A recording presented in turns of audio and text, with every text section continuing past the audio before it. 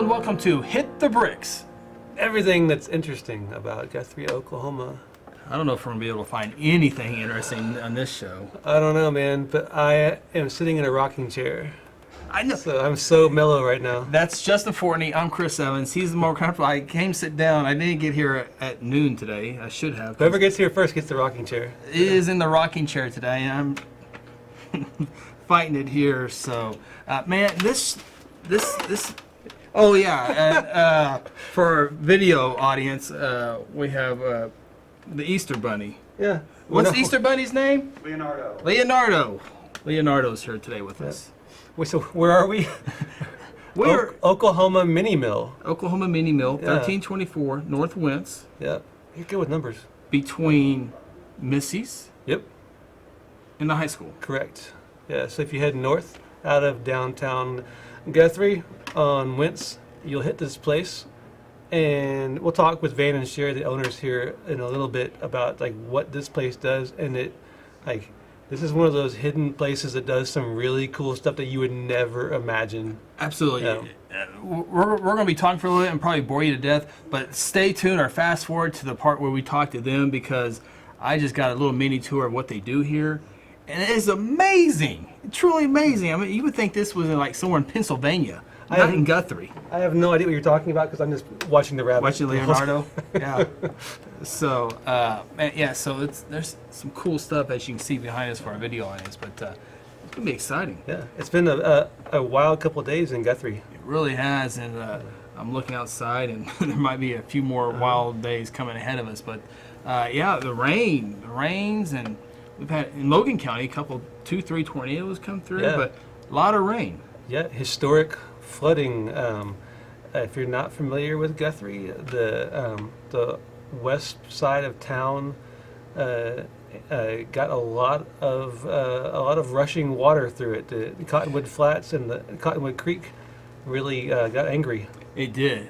Fierce. It was, and what was weird is we've seen floods on the west side, and we've seen water come out a little bit on Division Street, but I've never, there in the past it's gotten further, but it hadn't done that in a long, long time as Division Street flooded. Snake Creek slithered out onto Division Street, right in front of Sonic, and then kind of went out a little bit, but that was shut down for several hours. Oh yeah, and just looking at if you're standing on the new bridge going across from east side to west side and west side to east side, standing on that bridge looking out over Cottonwood Flats, it looks like the Mississippi River. Yeah. It's just hard to even describe how much water that is. Well, the flood stage is 22 feet for the Cottonwood Creek over on the west side. You got the 27.4, which is above major, and at all time it comes in at number 8 for that location at all time flood at 27.4. The highest was 30 feet. So I mean, there's a difference between 30 and 27.4, but not a huge difference. But if there have been 7 floods bigger than that one, then that's pretty terrifying. yeah. It actually tied. It tied one, like there was a big one in 95, a big one in 93, and then like 59, 49. I'm trying to remember some other ones, but everyone always talks about the 86 flood as well. So, but this one felt different, just the way the timing of it came, because yes, it's going to flood, but we were thinking several hours later, and then when it starts coming out, because I was talking Tinny Maker, and make sure we don't get out of here without thanking all the city people. Oh yeah. But I was talking Tinny Maker on the 5th Street Bridge about 1:30, 2 o'clock-ish, and I was able to walk halfway down, almost to the bridge, and so talked with Tinny, left, and went by Mineral Wells Park and said, hey, I called Tinny and said, hey, the roadblocks are on the other side of the water now, and Mineral Wells is filling up to save it. And so I go home and come back later, hear about Division Street flooding. I was like, Mineral Wells. I knew it. It was up. It was coming out. Yeah. And it wasn't Mineral Wells Park that came out on the road. It was Snake Creek. And it's just how fast that happened. Oh yeah, yeah. And even just like if you're standing next to the water, and taking pictures or whatever, it just took like a couple minutes for like all of a sudden, my feet are underwater. Yes. And yes. you have to keep moving. You and Aaron were out there when I was out there. I actually parked my truck at 10th and at the car wash, 10th and Noble, and started walking up there. And as I was walking by, I timed it today. About 3 minutes into the video, there's a little puddle on Noble Street. I was like, well, that's not good because I think it might go across. But I said, well, I got time. So I go up there and about, I come back 27 minutes later and the road is completely covered with water. Yep. That's just how fast that happens. And we were standing there, and I was talking with the police chief, Don, and all of a sudden he looks at me. He goes, "You know, you got spiders all over you." And it's one of those statements that, like, when you hear it, your first reaction is, "Ha ha, you're a prankster, You're really gonna get you buddy flip your guy." nose. Then I kind of like glance down. I'm like, "Oh my God, there really are spiders all over me." So like Mother Nature was trying to get out of the way for sure. I didn't have spiders, but I had flying something that would stick to my neck, body slam it down. You gotta watch out for the flying something. Luckily, they don't bite; they just stick to you. They just Yeah. actually, but yeah, it was crazy how fast that went, and of course, you know, one of the sidebars to the story is the $18 million bridge that, by the way, is ODOT. It's not a city property. A lot of people get that confused sometimes with city construction, but ODOT deal, and they say this would withstand a 500-year flood. Well, it didn't last quite a year, but you know, it was a top 10 flood. I think if it's a top 25 or 15 to 25 flood, I think it doesn't go across the roadway. But The bridge did a fantastic yeah, job. bridge was Being a great. bridge. Yeah. You just didn't go far enough, I guess, with the It bridge. happens. So Hey, I did some scholarly research. Yeah. It's mesmerizing. Yeah, habit, right? Leonardo. Yeah, it's hard to focus. So research I did, meaning I Googled yeah, like Google Guthrie floods, and I found a really cool article from the Dallas Morning News from 1908, talking about one of the catastrophic floods in Guthrie, and all kinds of action happened with like the railroad. All the railroad lines were shut down, and one of the main railroad spaces between Oklahoma City and Guthrie got washed out, and they instantly like sent in like hundreds and hundreds of men to like brace up the railroad line to keep the railroad moving, because it was so important. Like if the railroad was shut down, the whole state shut down. The world, Yeah, and so it was super wild to read some of the action happening in this article. You got Llama or something down your finger. So, okay, preface to the rest of the show. Like, we're in a place that, like, you can bring, like, your Smell on that finger. llama fur and or hair fur, whatever. Yeah. Sheep, whatever, and they do things to it to where you can make, like, a sweater. You can make a sweater out of llama stuff. But we gotta bring it here first. And so since we're at this place, there's like You're shedding. I've got llama fur like attached to me. So a super interesting detail of this story Yes. from this 1908 article from the Dallas Morning News. It mentions I can't believe they didn't lead with this. It's at the end of the article. So whoever It's burying the lead. they buried this lead so hard. At the end of the article, they mentioned how a dead body was found in this, like up against the bridge of the Cimarron River, which is a little bit north of here. They found a corpse, and they couldn't identify it. But this gets exciting, okay? And can I just read it to you? This doesn't turn into one of the what's the guy that we talked about in the first week of the show, the circus guy on tour. McCurdy. McCurdy.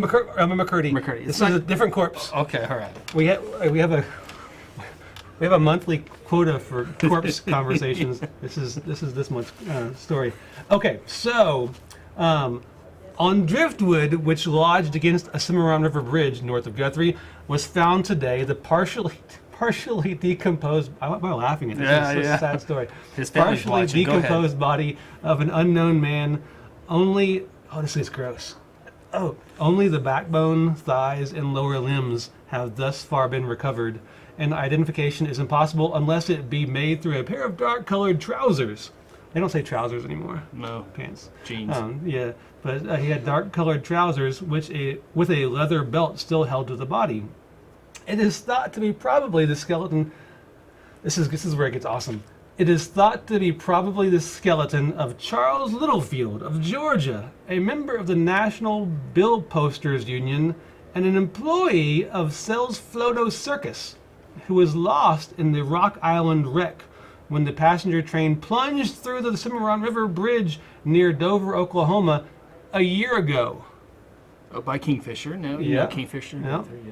Yeah. It says the coroner had notified different people and to identify the body. So, the Rock Island wreck up by Dover, Oklahoma. This is another awesome story. I didn't have time to print this out, but if you look up like news accounts from that day, people get cranky about like journalists and news these days. You know, the Get in the whole way. Yeah, but like journalism is so much more accurate and reliable now. Yeah. In 1908, the newspaper stories about that Rock Island wreck are so wildly different. You can there was one from like Fort Worth that said like hundreds of people died. It was this cataclysmic tragedy of epic proportions. It was a circus train, and so like not only did all these people die, but there were like giraffes and lions like floating down the Cimarron River. Then another account from, I can't remember if it was like Kansas City or somewhere, was like, yeah, nobody died, no big deal. They like you know, the train plunged into the. Oh, slow down there, bunny. Aaron just scared the bunny to death. Leonardo. It's okay. It's just Aaron. He means well. He's a friend. So you know, these wildly different accounts, but evidently, like it really was like a pretty good sized disaster, in that at least one person died. We know that Charles Littlefield of Georgia was presumed dead from this wreck, and then they think that they found his corpse a year later in the flood of 1908. Another cool detail of this story, at a previous job that I had, I remember talking to one of the nurses at the health department in Kingfisher, and she talked about how when she was a kid, the locomotive from the train that fell into the Cimarron River was still, you could still go to that spot, and she would and her friends would climb on that locomotive in the Cimarron River, and they would go swimming and just like diving off of it into the water. Wow. And I don't know if like they eventually were able to recover it, or if it's just buried under like 40 feet of sand now. But When you brought up that 1908 flood, it made me start thinking how big that would have been, because there was people settling in that area, down in that area quite a bit. Obviously, wood structures type deal, and how they don't have like 3 or 4 day advance warning. Hey, they didn't have sirens going off. Hey, it's about to flood here. oh yeah, So I mean, obviously they can see it coming up, but how many people were in town at that time? yeah. And I've seen like old like newspaper accounts from those early day floods, and like people died like like regularly. It was like, okay, here's a big flood, people just died. Yeah. Because there was still, even where the Cottonwood Flats are now, that used to be like a good sized neighborhood that has been turned into like a big green space. But back in the olden times, those neighborhoods were flooded constantly. Yeah, it's crazy how these floods were. Hey, Aaron, by the way, before we go any further, did you get the bunny, Leonardo, on the camera? Okay, good. so people don't think we're talking about our imaginary friend running around here. Okay, but I gotta talk big time about the city street department, Tenny and his crew. The way I saw them, I dropped kids off at school, and I saw them putting barricades out at 8:30 in the morning, and then I was leaving from flood coverage for my post to go home and do some computer work at 8 o'clock, and the same guys I saw at 8:30 this morning were there at 8 o'clock at night commanding post, and that doesn't count going in. I think they went on Sunday on their normal day off and getting barricades in spots ready. So and then the street sweeper was out today. They do so much. What a lot of folks don't realize is that like when the street crew sets out those barricades, they can't just set them there and leave. They have to, like, every few minutes, okay, I have to move them back, And so Yes. it's constantly, it's just because, you can't have cars going around the barricades. So those guys, once those barricades are out, they man them constantly for the next 24, 48 hours. Yeah. Constantly moving them backwards and forwards and, yeah. Because the water comes up, you got to move back and make sure people don't drive through or Yep. walk through because it's, I can think of 3 rescues that the fire department's already been on. The police and the fire Yes. crews have been busy the last couple of days, They so tip of the hat. Yeah, used their resources, those came guys. together and did a great job. It's been a crazy flood. It feels like a first flood coverage here because it was just so different because you didn't know how the new bridge was going to do. Right. Flooding on Division. I mean, there for a while, Division was closed and West Side was wide open. Usually, the West Side was always closed, and Division was always open, and it was reversed this time. There was more water on Division than I've ever seen there before. I know there's been more, but not recent times. Sure. And say what you want about the new bridge, whatever you think about it, it does make for like a pretty fantastic like bleacher Yeah. for like the entire town to sit there and or stand there and just watch the entertaining It floodwaters was go by. it was the first time I actually walked on the bridge Yeah. in the walkway up in both sides actually. So And you don't really realize how long that bridge is until you have Yes. to walk back and forth across it like 3 or 4 times. yeah, And Aaron texted me, and I'm like, I'll be right there. And like 5 minutes later, almost there. I was Give me a doing, second. I was doing my live video and I go, okay, we'll take you up to the we'll take you up to the Fifth Street Bridge. And by the way, that's the first time I've seen water go over the Fifth Street Bridge that I can remember. And so I'm like, okay, let me cross. Oh, I'm about halfway down before I even cross because there's no water past the bridge, so I had to walk all the way up there and all the way back. It was longer than I thought. Yeah. Hey, are you ready to talk with Van and Sherry about Yeah. that cool spot here? This is so cool coming up here that I have 85 questions. 70 of them probably gonna be dumb, but I need to know. It's really cool. Absolutely. So we'll be right back with Van and Sherry French here at the Oklahoma Mini Mill.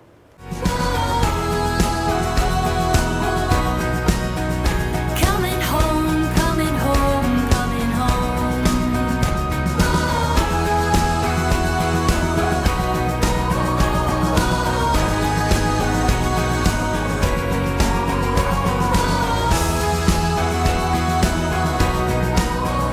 Coming home, coming home, coming home.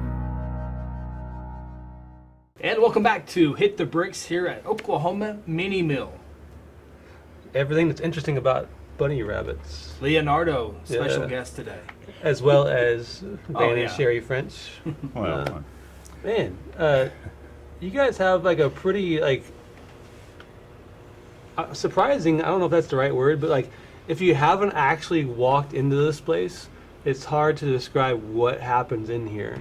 Like there's some serious machinery, like doing some serious stuff. Like tell us like in a nutshell, like what happens in this place what happens? other than just magic. Okay. Yes. Well, we process animal fiber. We do custom work. People shear their animals and bring the fleece in. We wash it, clean it, and prepare it for fiber artists, either spinners or felters or. What kind of animals can I bring in here? Bring the fur, the wool. Right. Don't bring the animals in. Okay, you don't want a We've, buffalo. we've had alpacas in here Okay. though, but the Right on. bison, no bison. They're a little rough. You have a no bison policy. Yeah.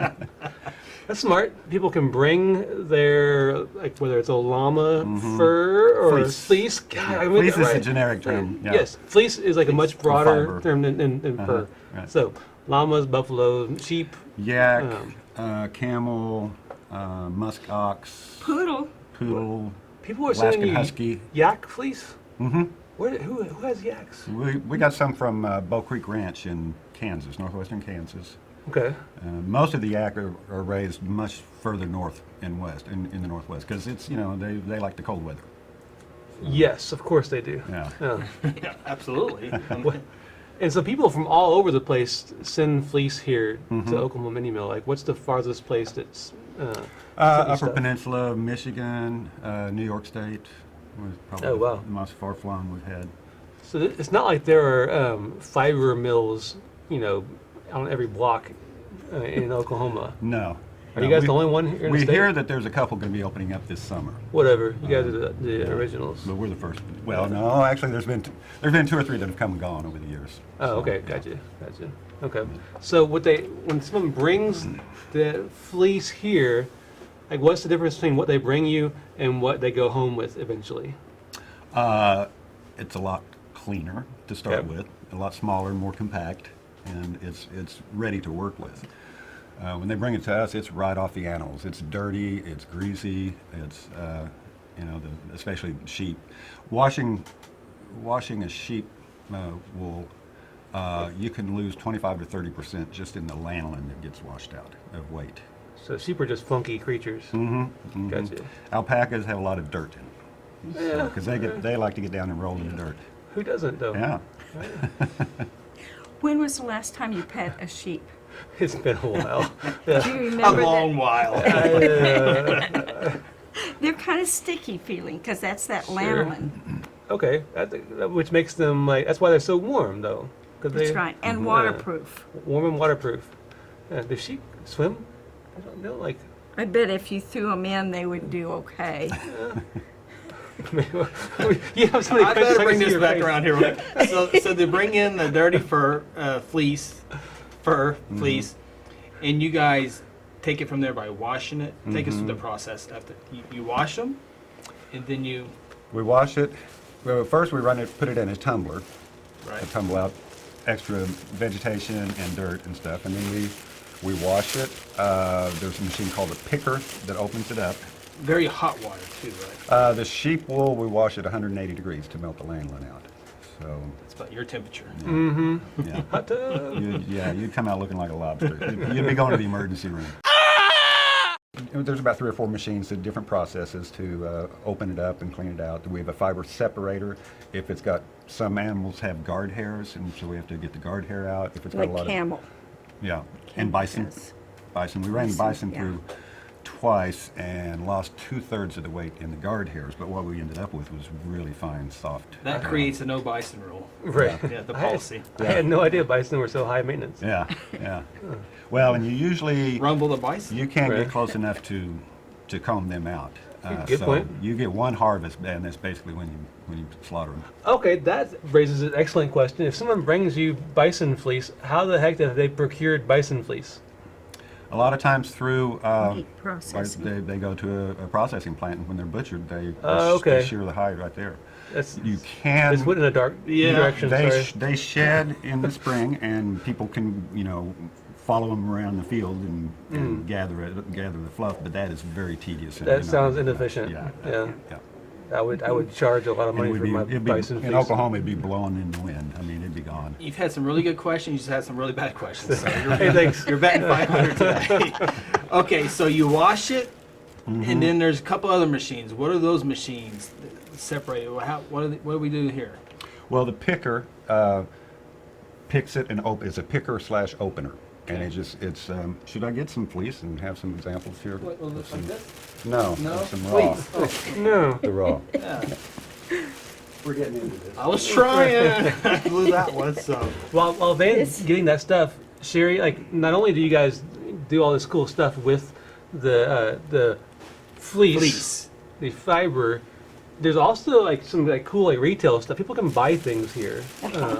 Whether That's- it's like there's some cool stuff up on the shelf over here where you can like place things down on your flower bed, We put it on gardens. You can cut out whatever you need. right? And if a plant's here, you just cut out a hole and put the plant in there or let it grow through. And see, it's dirty, Sure. so it goes on the ground. It keeps the weeds out. It keeps the moisture in. And that was made out of kind of like leftover stuff. Uh-huh. Like Stuff that- nothing gets wasted here. This is raw wool, and this is What is it? that's What kind of a animal? random mix. Oh, it says Jacob, so that's some of her Jacob trimmings. Here's Yeah. Jacob. That's a Jacob sheep, poor Jacob. They have and they're spotted. 2 to 6 horns. They're pretty bizarre looking. Have you ever seen Jacob sheep? Yeah.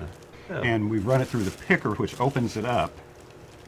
But then also this we run it through another process called the fiber separator, and it turned it into a cloud and blended it more. So this, again, this is the same. This started out looking like that. So if you're just listening to this, it goes from a bag of like funky mess to like a cleaner, but still just like kind of clumps of like it's not nasty anymore, but it's still Different. just kind of a mess. Then you got the fluffy cloud See, bag there's over bits here. of grass. There's vegetation in there, so this Yeah. helped, this took out the vegetation and blended it more.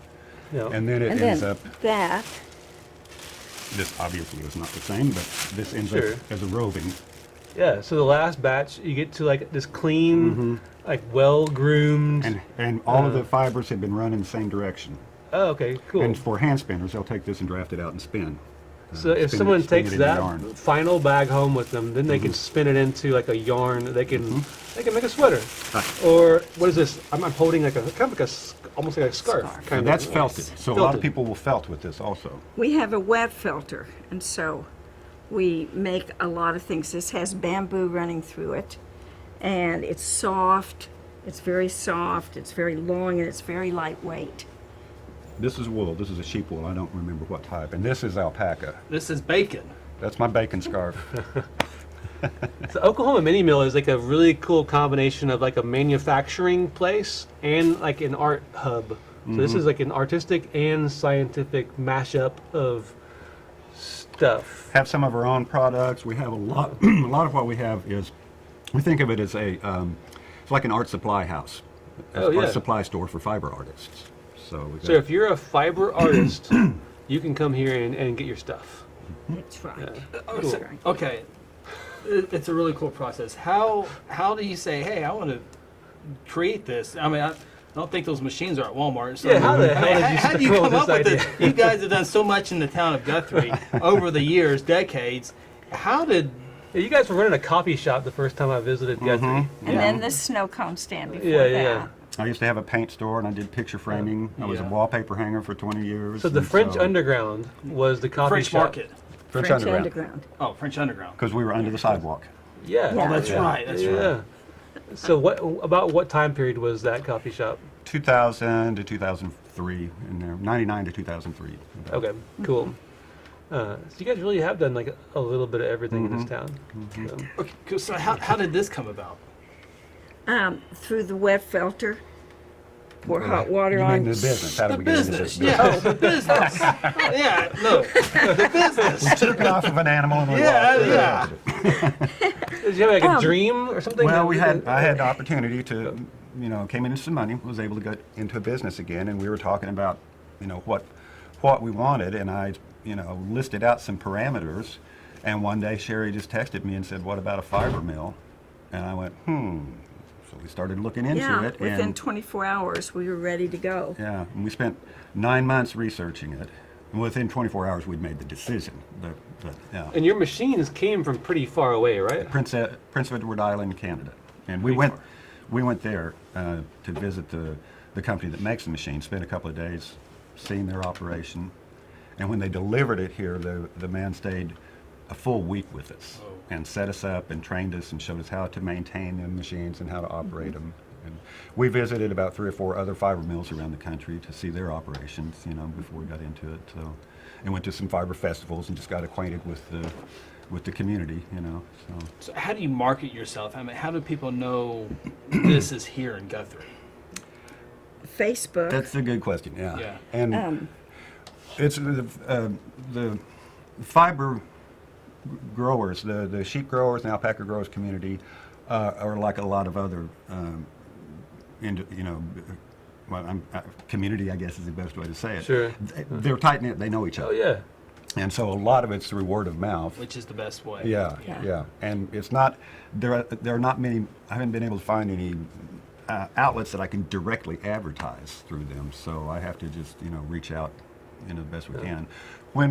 Before we got open, I got sent an invitation to a sheep growers page, a group on Facebook, and so I accepted the invite. I went in. I've never been invited to one of those. I know. You're so uncool.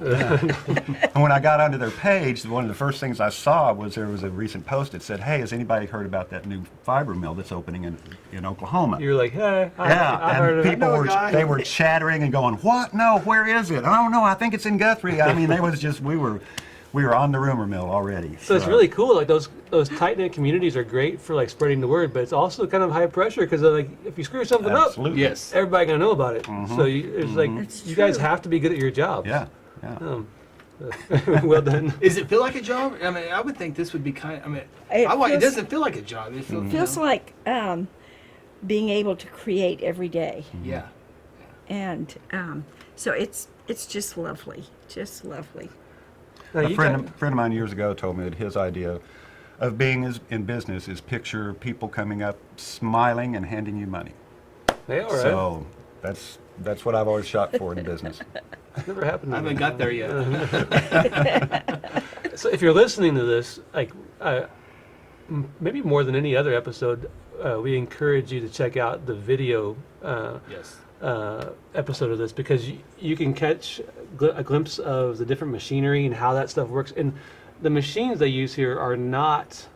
It's not like a little bitty like sewing machine type operation in the other room. This is like real deal, big pulleys and wheels and things that happen. That yeah, it's a full on factory in the other room. So make sure you check out the video. When we were filming some of this stuff earlier, it really reminded me of those old school Sesame Street videos, where like you're kind of like following the machine through like the process. Yeah. And I felt like a little kid like watching Sesame Street. Just so you know, you might like take what we've shot today and send it on the Sesame Street and say, hey, this would be a cool episode. I think it'd be money for Sesame Street. Well, we got some. We could Yeah, sure thing, Justin. actually we could make some of our own Muppets. You know, There you with this stuff. Hey, thanks for having us here. Yeah. You guys got customers that are waiting on you guys, so thanks for taking time out of your busy schedule. So go help your customers, and we'll see you guys next week on Hit the Bricks. Oh, wonderful. That's out. We're out. Coming home, coming home, coming home.